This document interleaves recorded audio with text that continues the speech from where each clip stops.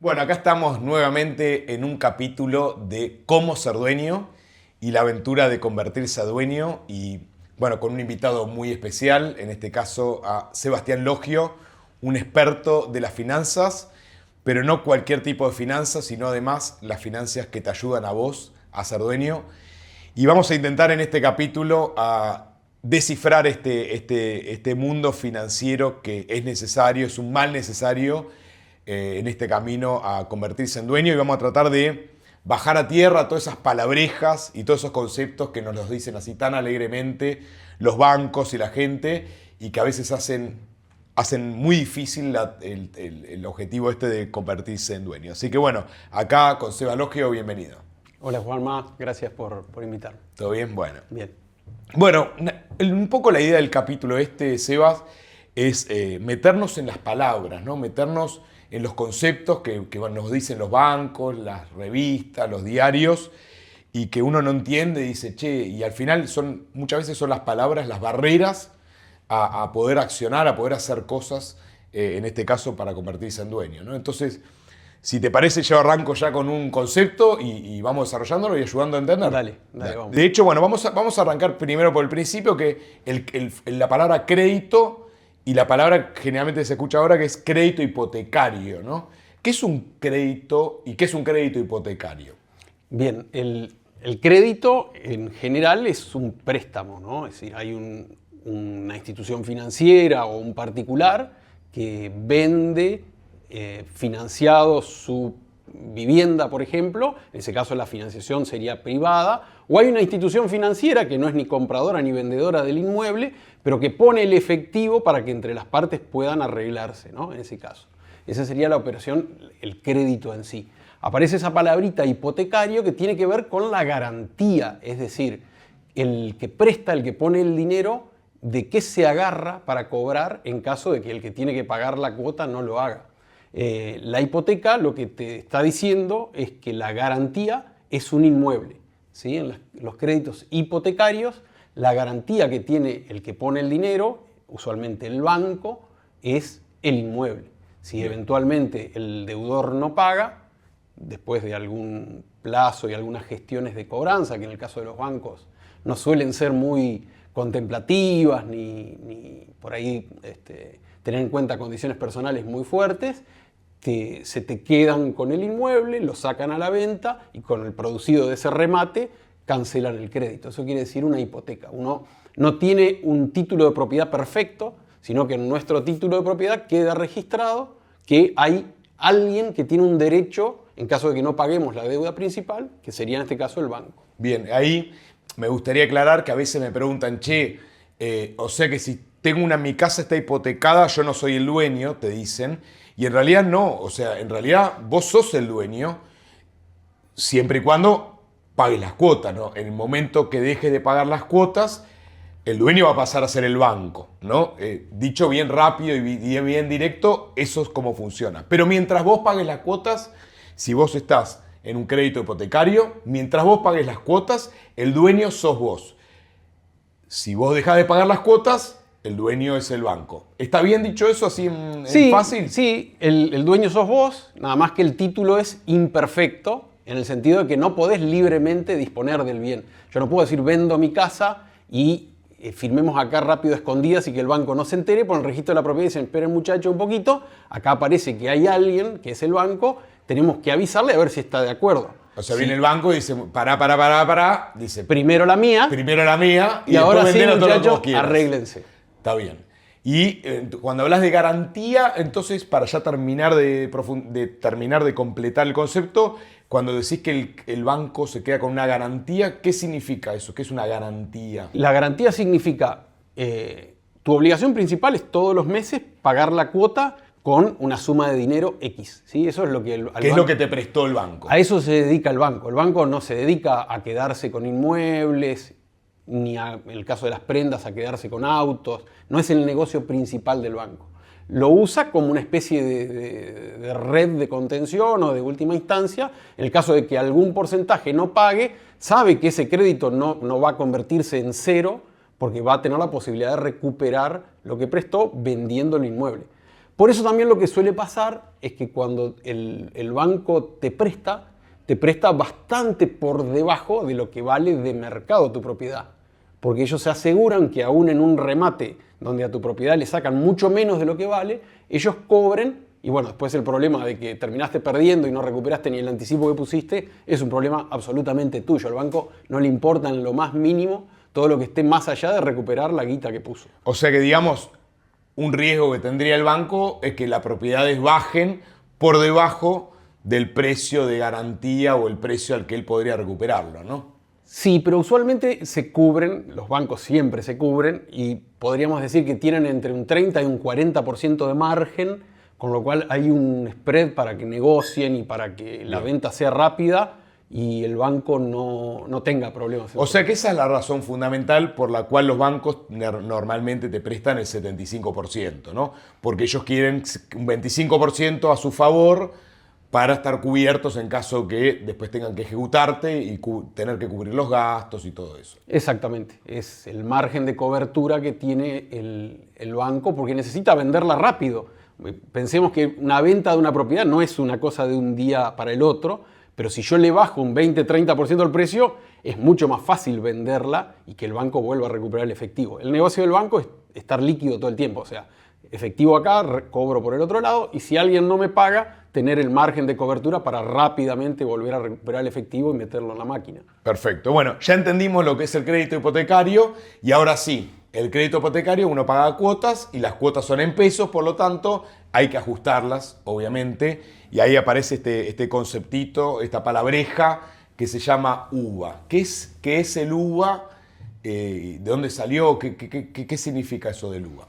Está buenísima la pregunta. A ver, el concepto principal es que el banco nunca va a perder contra la inflación o va a intentar siempre estar cubierto de la inflación, ¿sí? Hay distintas formas de cubrirse de la inflación y según el mecanismo es más fácil o más difícil para la persona que va a tomar el préstamo poder calificar, ¿sí? En general hay como una mala fama de los créditos UVA, un poco por reminiscencia de lo que pasó en el periodo 2016-2017, donde la inflación empezó a crecer y un grupo de personas tuvieron algún inconveniente para pagar sus cuotas, pero esa fama es, a mi modo de ver, totalmente injustificada. Hay algo importante para entender, partiendo de la premisa que recién decíamos, ¿no? El banco siempre se cubre de la inflación y hay dos formas de cubrirse. O yo lo meto adentro de la tasa, al efecto de la inflación, que sería los créditos tradicionales a tasa fija, ¿sí? Pongamos en números para que se entienda. El banco presta el 10% y supone que hay un 10% de inflación estimada, ¿sí? Si no existiera el mecanismo de UVA, junta los dos, el 10 que quiere ganar más el 10% para no perder contra inflación y te presta el 20%. Claro. ¿Sí? Es el método tradicional. Entonces vos decís, mi tasa es 20%. El otro método, el método UVA, es como que corre para un costadito la inflación y dice, bueno, no metamos en esta ecuación la inflación, vamos a dejarla fuera por un ratito y calculo la cuota solo con lo que quiero ganar, el 10%. Y el resto de ajuste por inflación, vamos viendo cuánto es la inflación y vamos periódicamente por fuera de la cuota ajustando el saldo que todavía no me devolviste. Claro, porque perdón que te interrumpí, Sebas, porque el otro método parece que podría llegar a ser un poco injusto, ¿no? Porque o la inflación está por debajo del 10 en tu ejemplo, en cuyo caso gana uno y pierde el otro, o está por encima del 10 y en cuyo caso gana el otro y pierde el otro. Entonces es como que no parece muy justo para ninguna de las dos partes. Exacto, pero pensemos por un momento en esto, ¿no?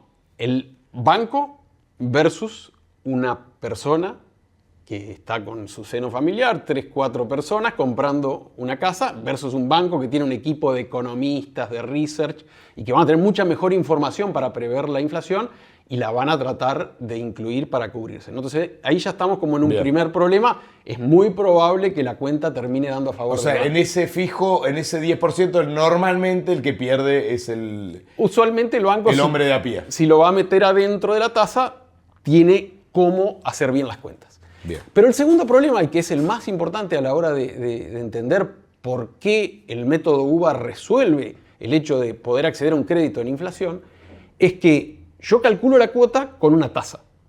Si yo la dejo afuera a la inflación de la tasa y, por ejemplo, vamos a decir, es el 10% la tasa y 10% la inflación.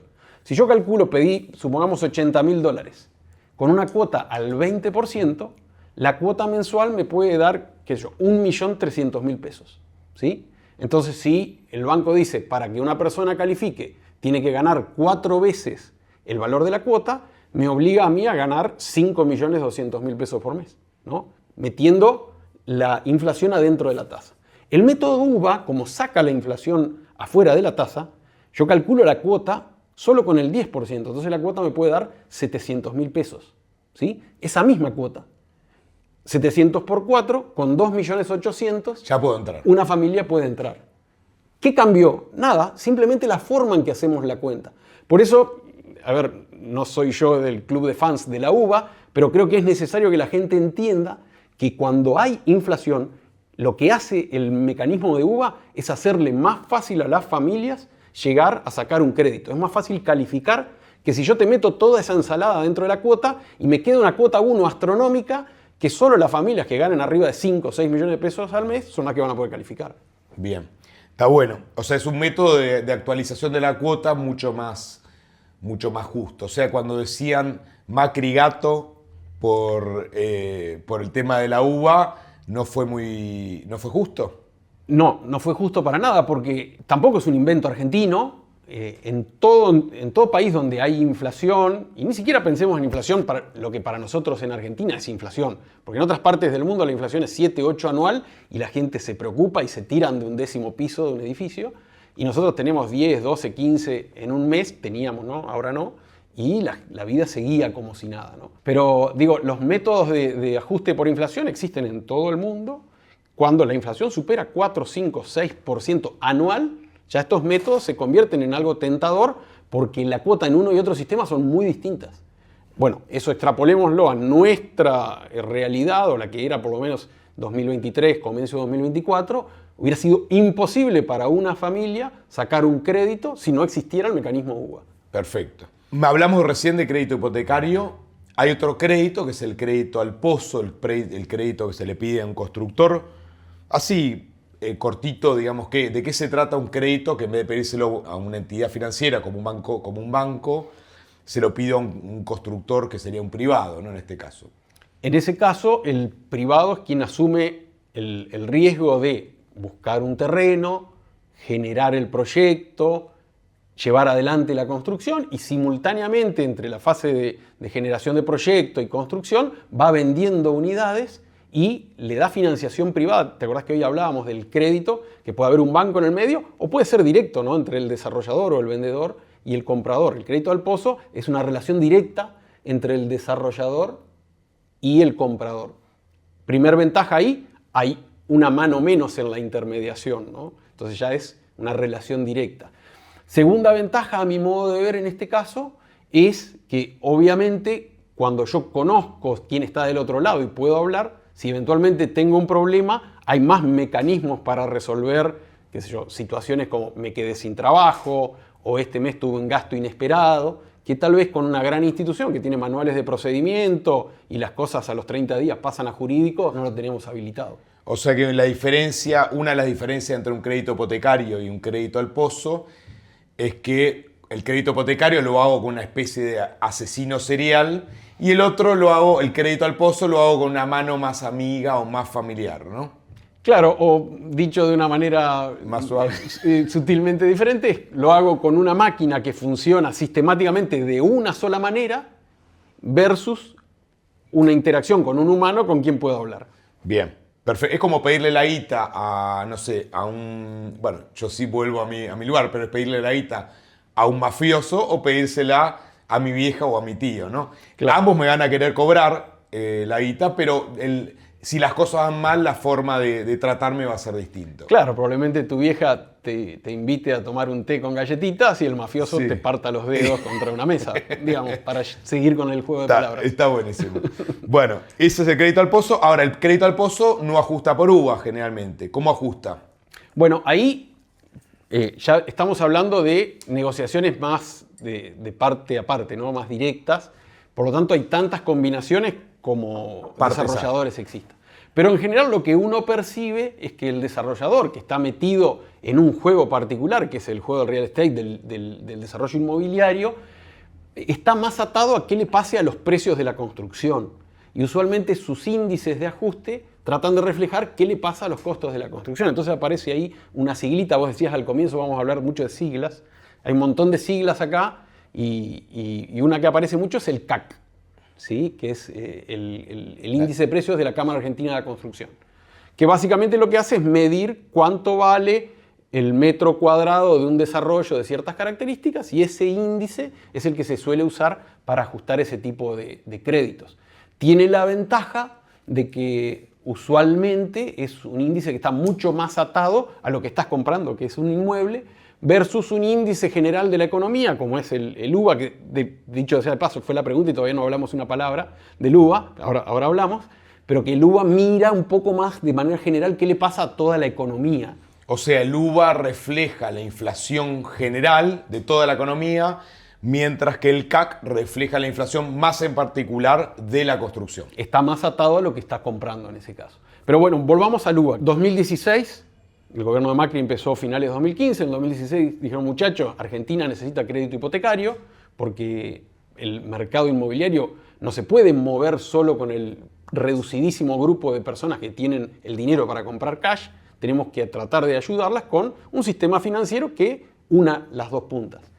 ¿Cómo hacemos si hay inflación? Bueno, tenemos que generar créditos ajustables, que como ya decíamos, hacen más fácil que la persona califique, y tenemos que encontrar algún mecanismo de ajuste. Y ahí inventaron el UVA. UVA significa unidad de valor adquisitivo, ¿sí? ¿Qué es el UVA? Fácil. Creo que fue marzo de 2016, dijeron, ¿cuánto sale un metro cuadrado de construcción? Y salía en ese momento, pongámosle, 15.000 pesos, más o menos, 14.000 y algo. Dijeron, bueno, el UVA es una milésima de eso. Salía 14 pesos, 0 algo el UVA cuando arrancó el sistema. Marzo de 2016. A partir de ahí, todos los meses ese valor se va ajustando por el índice de precios al consumidor, ¿sí? O sea, arrancó como un costo de construcción, pero después no continuó como un costo de construcción, sino se actualizó ya por la inflación general, no de la construcción. Exactamente. Originalmente la idea era que sea un combo entre el precio de la construcción, la inflación general y el coeficiente de variación de salarios. Después, por distintas cosas que pasaron, se adoptó el criterio de que vaya ajustándose por la inflación general, por el IPC, el índice de precios al consumidor, y ese IPC genera un ajuste diario, que también es otra sigla, que es el CER, y eso lo que hace es que todos los días yo puedo tener un valor de UVA. En definitiva, cuando saco un crédito UVA, el día exacto en el que me prestaron el dinero es el valor inicial de UVA. Y a partir de ahí, cada día que voy a ir a pagar la cuota, en cada mes, va subiendo. Se fijan cuánto vale el UVA en ese día, me lo multiplican y la cuota va ajustando así hasta el final. O sea, si yo pago la cuota el día 2, no voy a pagar lo mismo que si pago el día 4 con el UVA. Exactamente, todos los días. Obviamente, cuando la inflación era más alta, el ajuste de un día al otro era más empinado. Ahora casi no hay, porque la inflación, pensemos, está en 1,5 mensual aproximadamente, entonces no es tan significativa la variación, pero sí va ajustando día a día, porque tiene que reflejar que a vos te vence la cuota el 10, al otro le vence el 8, el 7, la puedo pagar el 23 porque me atrasé. Está bueno el concepto porque viste en el gimnasio que lo tenés que pagar del 1 al 10, todos lo van a pagar el día 10 porque dice, y más ahora con las billeteras virtuales, que te va actualizando la guita, no sé si es por hora, por minuto, por día, decir, la aguanto hasta el día 10 y me gano 2 pesitos más. En el caso del UVA, por ahí no te conviene, porque si la pagas el 10, pagas otro valor que el día 1, mientras que el gimnasio es lo mismo pagarlo el día 1 que pagarlo el día 10. Exactamente, va a correr hasta el día que pagues y el UVA hay un valor para cada uno de los días del año. Y Seba, contame una cosa, vos estuviste viendo o fuiste siguiendo, porque tenemos dos formas de pagar la cuota hasta ahora, de acuerdo a dos tipos de crédito, el hipotecario y el pozo. Tengo una actualización por UVA y por CAC, según lo comentaste ahora muy bien. ¿Hay diferencia entre los dos? ¿Y cuál es tu análisis? Si querés, vamos a agarrar para hacer algo, un periodo concreto, la era Milei. En la era Milei, ¿qué diferencia hay entre el CAC o hubo hasta ahora entre el CAC y el UVA? Y después la siguiente pregunta, a futuro, ¿qué me conviene? Claramente, si miramos qué pasó desde diciembre de 2023, ya parece que pasaron 20 años, ¿no? Pero diciembre de 2023 ahora, UVA corrió mucho más rápido que CAC, ¿sí? Porque la inflación general de la economía, donde, digamos, en la canasta esa que mide el INDEC, hay servicios, gas, electricidad, los fideos, la carne, el ticket de colectivo, la prepaga, un gin, una entrada al cine, se movió mucho más que el costo de la construcción, que, digamos, es una actividad muy cíclica. Entonces, cuando la economía está en fases de recuperación, los precios tienden a avanzar más lento. Entonces, si uno mira, el CAC se movió aproximadamente, acumuladamente, un 50% menos que lo que se ajustó la uva. 50% menos. O sea que si a mí me subió, para bajarlo a números, ¿no? Si a mí me subió el gin, que pusiste el ejemplo, la entrada de cine y el colectivo me subió 200% desde que asumió Milei, diciembre 2023, a hoy, quiere decir que si yo tenía una cuota con CAC, porque me compré, por ejemplo, un departamento al Pozo, en vez de haberme subido 200%, me subió 150%. Exactamente. Vamos a suponer un ejemplo. Vos tenías diciembre 23 una cuota de 100.000 pesos. ¿Sí? Bien. Punta a punta, 50% de diferencia. Vamos a redondear. UVA aumentó 200%, CAC 150%. Para hacer números redondos. Bien. ¿No? Si hubieras tenido ajuste UVA, hubieras pasado de pagar 100 a pagar 300.000 pesos. ¿Sí? 100 a 300.000 pesos. Si hubieras tenido ajuste CAC, hubieras pasado de pagar 100 a 250.000 pesos. O sea, la persona que sacó crédito al Pozo en diciembre de 2023 le ganó, es decir, paga menos en términos relativos que el que sacó una cuota en UVA. Bastante menos, bastante menos. Mira, interesante. ¿Y futuro? ¿Va a seguir siempre así? ¿O...? A ver, yo creo que hay cuestiones que ya vinieron para quedarse, o sea, esa diferencia no creo que se revierta. Probablemente tienda a estabilizarse porque, bueno, había un componente en la mayoría de los precios de la economía, que son muchos precios regulados, dentro de la canasta que mide el INDEC, hay muchos precios que estaban regulados, que le habían puesto la pata encima porque no querían, sobre todo en épocas eleccionarias, que se le vaya arriba el precio del gas, de la electricidad, de los peajes, del combustible. Y obviamente un gobierno que quiere bajar subsidios, lo que tiene que hacer es sacar el pie de ahí, dejar que las fuerzas de la economía se acomoden solas. Entonces, ese reacomodamiento, arrancando de valores que estaban muy atrasados, hace que el UVA haya empinado fuerte. Ahora que esas distorsiones ya se corrigieron, es de esperar que el descalce no sea tan marcado y que empiecen a correr más parecido. Pero ya el 50% que se ajustó no te lo saca nadie. Está bien. Bueno, interesante. O sea, predicción, no van a converger, no es que va a subir el CAC y va a bajar el UVA, probablemente, sino que simplemente se mantenga esta diferencia del 50%. Obviamente siempre es una predicción y no, futuro... por supuesto, pero creo que tiene que ver más que con el futuro, con el de dónde veníamos. Bien. ¿Sí? Es una cuestión que había algo que estaba menos regulado, que era la construcción, porque eran desarrolladores y compradores como podían arreglándose entre sí, versus el mercado del combustible, de los peajes, de la energía eléctrica y del gas, que estaba adonestado, tratando de que no se le escape la tortuga y pisándole el pricing a todos esos jugadores. Bien. Bueno, saltamos drásticamente, pero relacionado al mundo dentro del mundo de los préstamos, a estas tres palabrejas que aparecen, no son palabras, son siglas, los famosos TNA, TEA y CFT. ¿Me puedes explicar qué es eso? ¿Por qué nos complican la vida dándonos tres siglas más a nuestras vidas que ya están tan comunicadas? Y qué hay que leer en esos números, ¿no?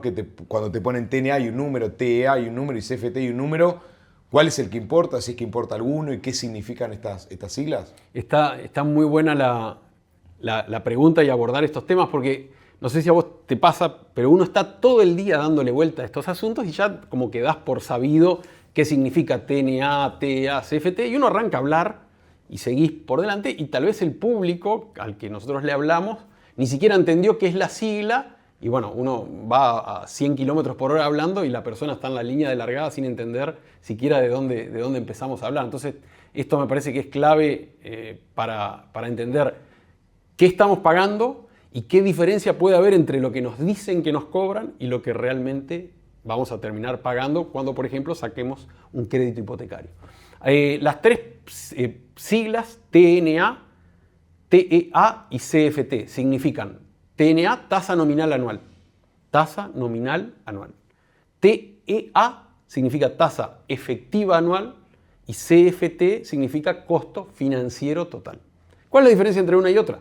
La tasa nominal anual, supongamos yo voy pasando, caminando por la vereda y miro ahí en la vidriera del banco, dice TNA 9,5, ¿sí? O UVA más 9,5. ¿Qué quiere decir eso? Que el banco cuando empiece a hacer la cuenta, cuando alguien se siente con la calculadora a decir cuánto le voy a cobrar de cuota a Sebastián, va a empezar la cuenta con 9,5, ¿sí? Pero no significa que yo termine pagando 9,5. ¿Por qué? Porque como yo empiezo a pagar cuotas mensuales y esa tasa es anual, el sistema que usan los bancos es un sistema compuesto. ¿Qué quiere decir? Enero genero intereses. Febrero genero intereses sobre el capital más el interés que ya calculé en enero.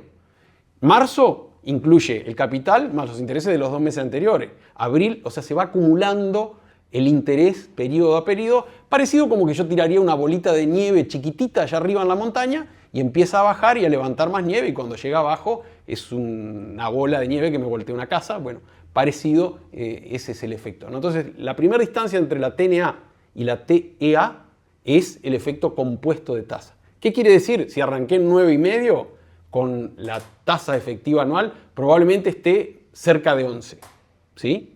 10,5 cerca de 11. ¿Y cuál es la verdadera? ¿El 9,5 o el 11? Ahí estamos a la mitad de camino. Bueno, entre esas dos. Claro. Tenés que elegir entre esas dos. ¿Cuál elegís como decir, esta es la verdadera? La verdadera es la efectiva, hasta ahí. La TEA. Exacto. Pero ¿qué pasa? Si la relación fuera mía con el banco y el banco solo cobrara tasa, la canción termina ahí. De 9 pasamos a 10,5 o 11, listo, perfecto.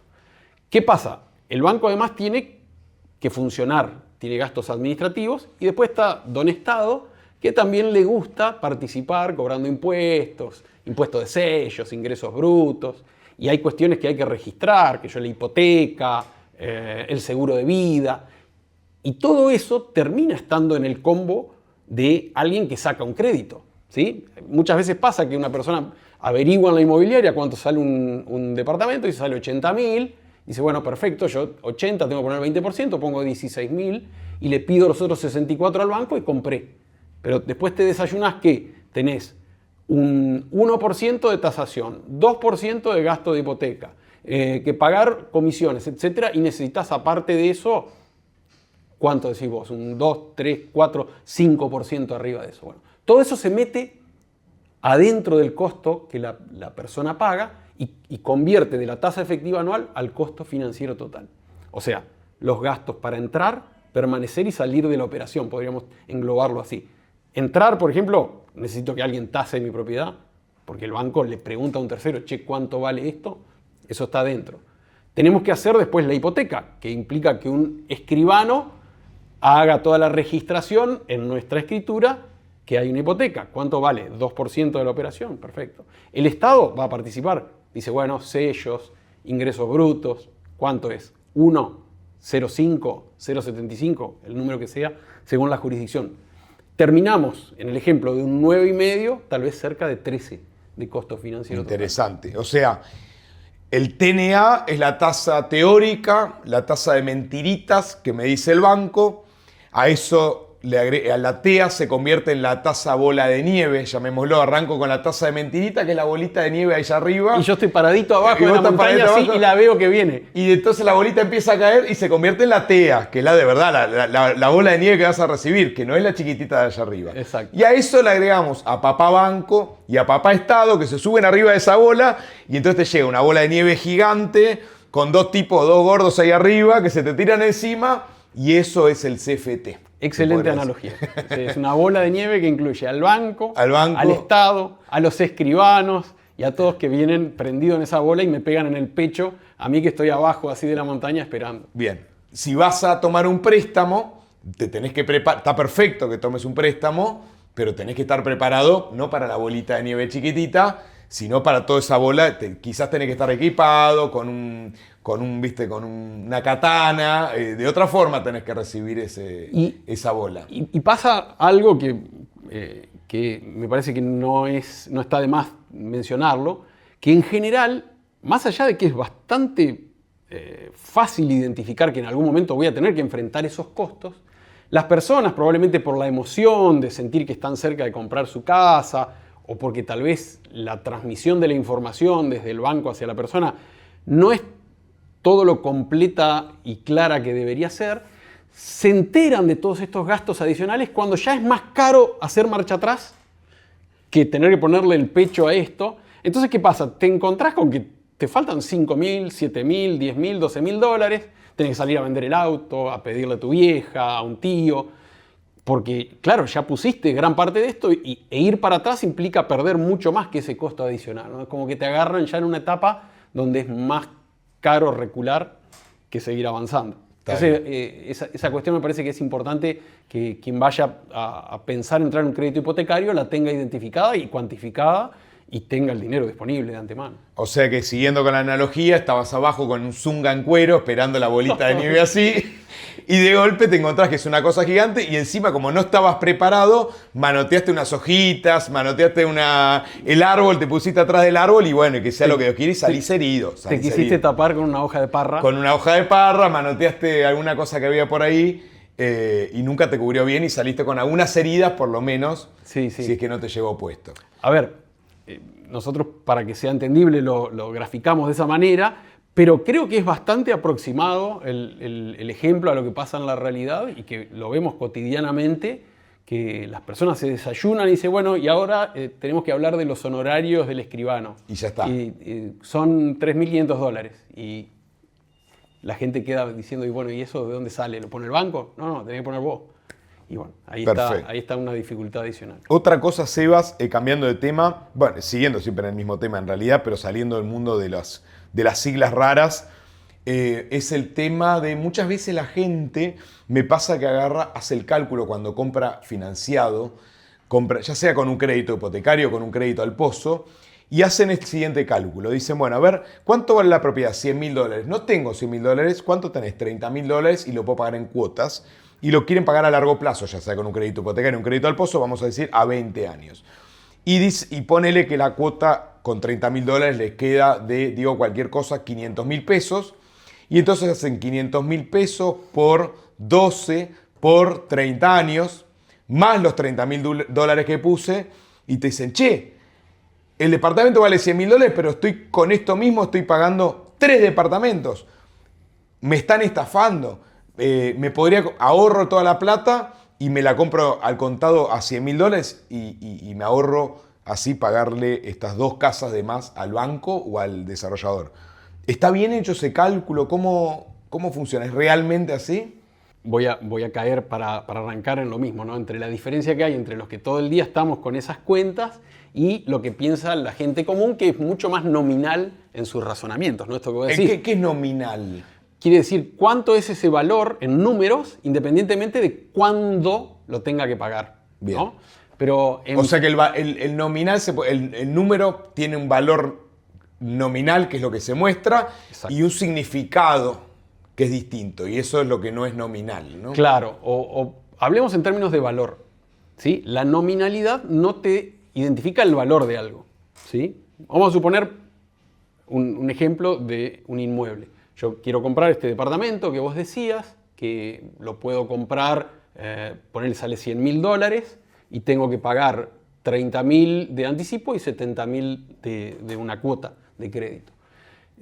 Si lo pagara todo contado son $100.000 hoy, ¿sí? Y ese es el valor actual que coincide con el valor pagado, ¿no? Porque es dinero hoy, $100.000.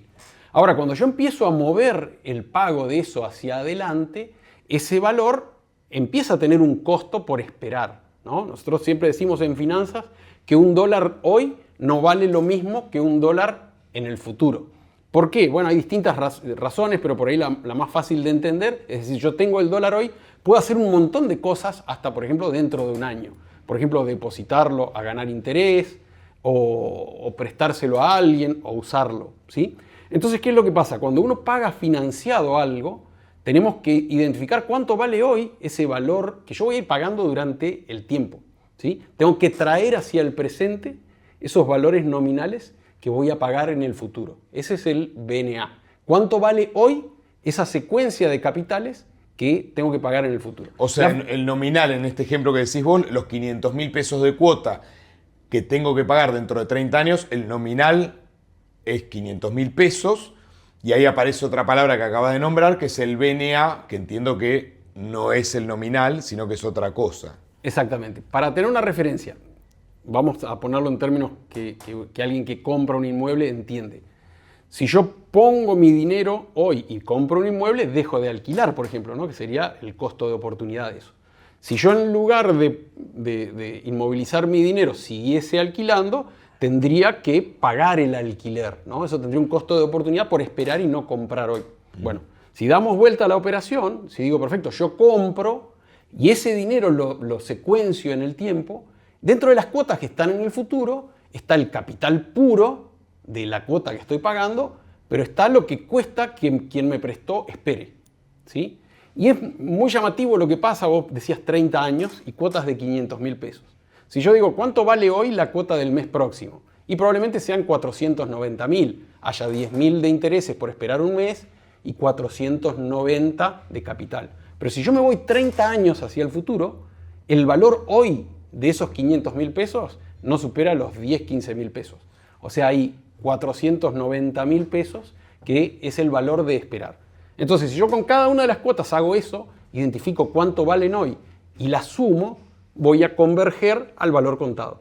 Entonces, cuando alguien hace, vamos a llamarlo el total financiado, que es el anticipo más la suma de todas esas cuotas futuras y toda esa bola que hace de plata nominal, como dijiste, hace esa cuenta, está mal porque se puede decir que no está incluyendo el costo de esperar. Porque esperar tiene un costo. La cuota de 500.000 a 30 años hay que agregarle un costo del que presta, que es el costo de esperar.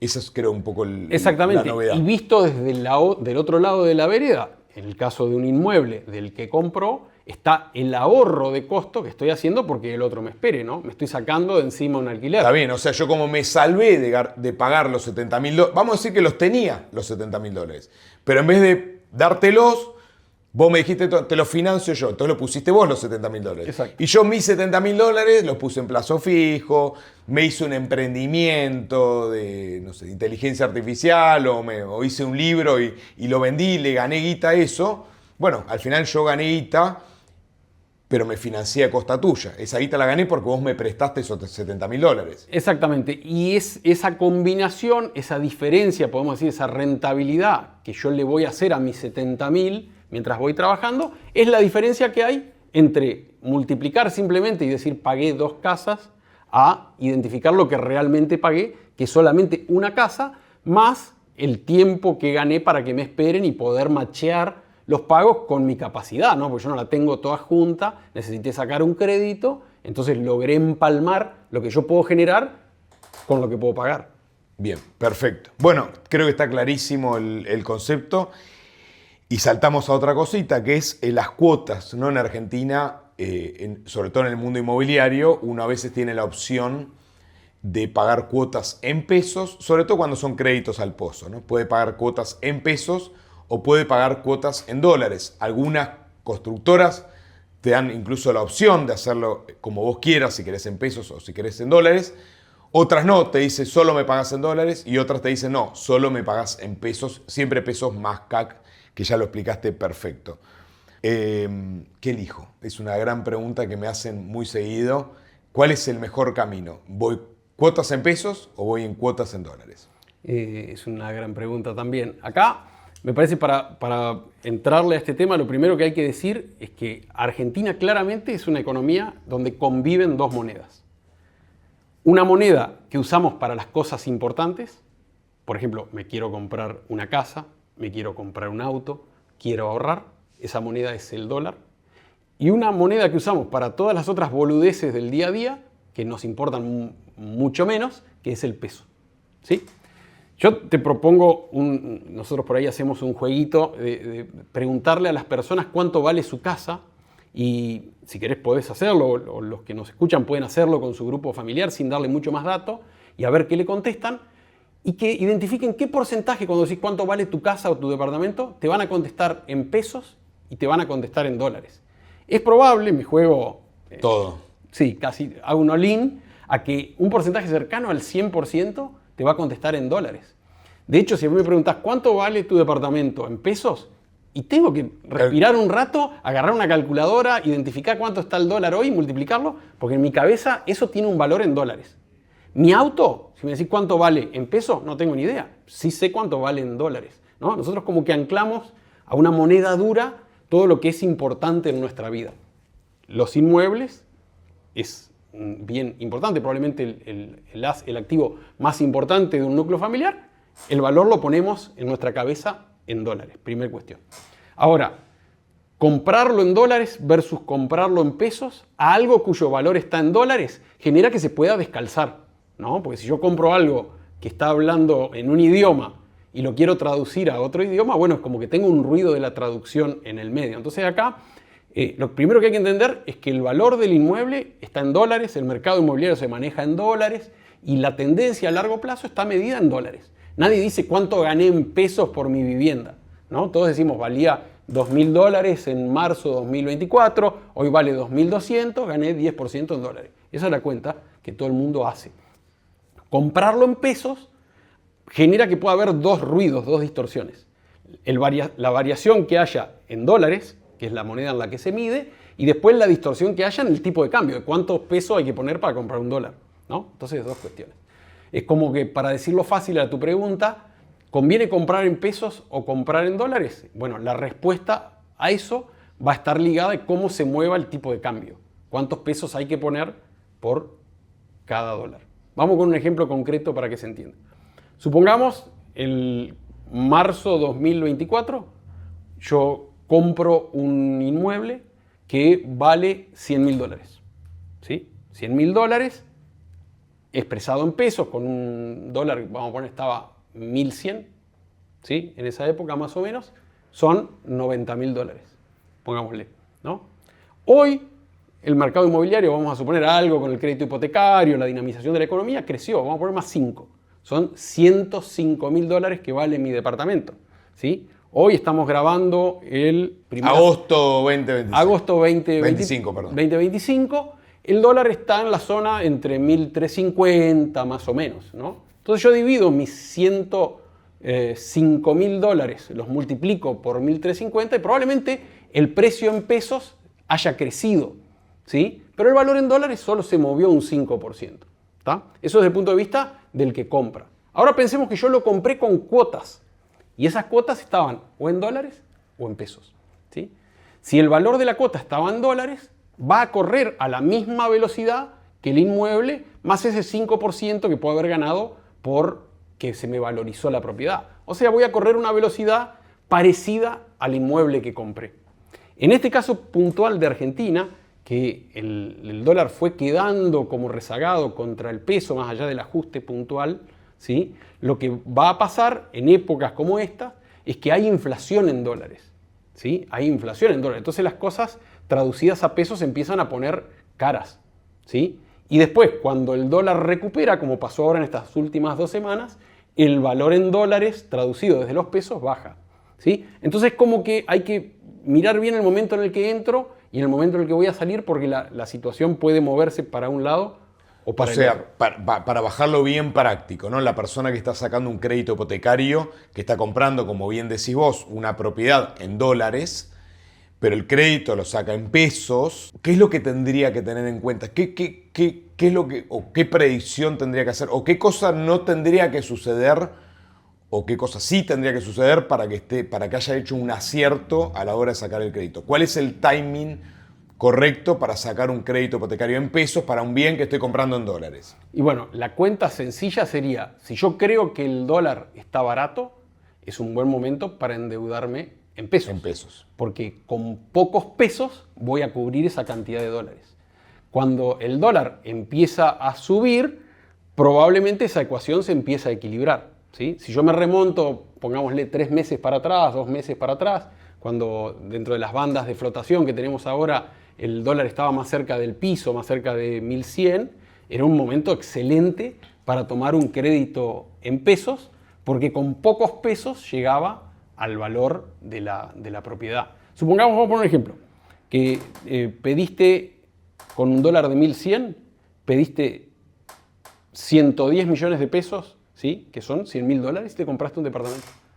Pasó un mes y medio, hubo esta salida que hizo el gobierno de las LEFI y un poquito se corrió el dólar más para la zona de 1350, un poquito para la parte de arriba de la banda, ¿no?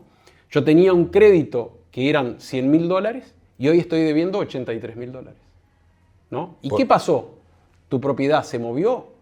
No. Hacé la cuenta, tenías un crédito de $100.000, que era, a dólar... Era 110 millones de pesos que pedí prestado, dividido 1.100, $100.000. Ahora esos 110 millones dividido 1.350 son te da 82, $83.000. Si yo, en el caso que te había contado antes, que yo me había encanutado, yo tenía la guita y me la encanuté los 85 lucas, voy, te lo cancelo ahora y gané $15.000. Claro, yo tenía la bola de cristal hace 3 meses y decía, ¿cuánto va a estar el dólar en mediados de agosto? 1.350.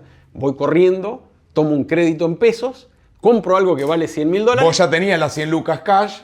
Claro, compro y me di vuelta y esperé 2 meses y gané $17.000. Exacto.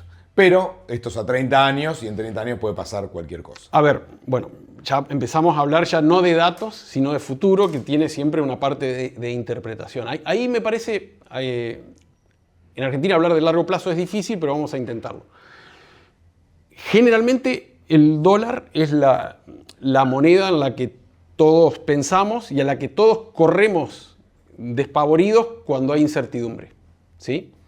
En un contexto donde hay mucha incertidumbre, el dólar probablemente se ponga nervioso y suba, ¿sí? Eso es lo que nosotros estábamos acostumbrados. De hecho, no sé si te pasaba a vos, pero todos los días en un lugar donde hace frío, uno se levanta y lo primero que mira es la temperatura para ver si me pongo una campera y una bufanda o salgo en musculosa, ¿no? Bueno, en Argentina, el 99% de los argentinos cuando arrancan, lo primero que hacen es saludar a la señora que está durmiendo al lado, se levanta y mira cuánto está el dólar, ¿no? Entonces, bueno, me parece que mirando para adelante, en una economía que tiende a normalizarse, que el gobierno gasta parecido a lo que le entra y no tiene un déficit permanente y no tiene que andar empapelando con bonos el mundo entero, es probable que este nerviosismo del dólar ya deje de ser un problema.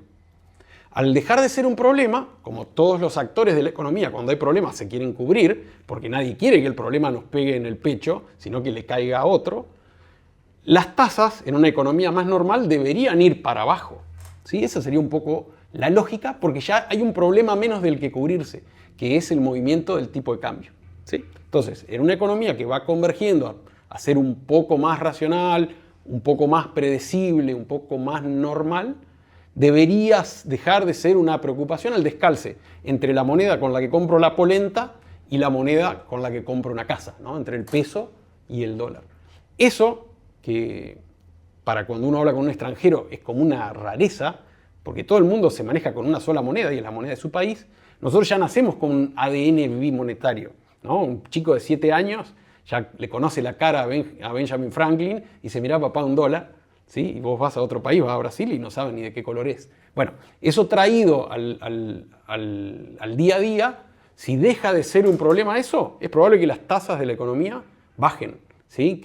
Que vaya convergiendo la tasa en pesos con la tasa en dólares, que deje de haber tanto ruido. Y con tasas más bajas es más fácil sacar un crédito, es más fácil que una pyme se financie y que compre insumos, que contrate gente. Si hay más gente que labura, es más fácil que haya gente que tenga ingreso y vaya a comprar una propiedad. Si hay muchos que van a comprar una propiedad, va a haber muchos desarrolladores con ganas de desarrollar y esos van a su vez contratar más gente. Empieza como a dinamizarse un círculo virtuoso de la economía a partir de cosas tan básicas como organizar la economía familiar, ¿no? Es decir, flaco, nos entran 10, tratemos de no gastar mucho más de 10. Algo tan sonso como eso tiene un efecto multiplicador muy, muy potente. Bien. Bueno, Seba, recién rasguñamos la superficie del mundo de las finanzas y los grandes conceptos de convertirse en dueño. Y aunque no lo creas, ya pasó 1 hora o algo así. Así que este capítulo vamos a tener que ir terminando. Pero obviamente vamos a seguir charlando sobre esto y seguir profundizando con Sebas Logio. Cubrimos por lo menos los grandes conceptos en este primer capítulo, en esta primera sesión. Obviamente nos queda mucho más por cubrir. Denle like y suscríbanse si quieren seguir aprendiendo sobre estas cosas y que otros aprendan. Así el algoritmo lo va distribuyendo como corresponde a esta información. Información básica, como yo digo, para la mayoría de las personas esta es la compra más importante de su vida y a veces gastan más tiempo en ver a cuál es el siguiente restaurante que van a comer el viernes que en hacer la compra más importante de su vida. Así que si estás viendo esto, te felicito porque tenés que invertir el tiempo que haga falta para entender todas las partes de este problema que se puede entender, pero que tiene muchas partes y es ciertamente complejo, ¿no? Así que bueno, gracias Eva por haber venido, gracias a ustedes por estar ahí y nos vemos en el siguiente capítulo de Cómo ser dueño en Argentina y no morir en el intento.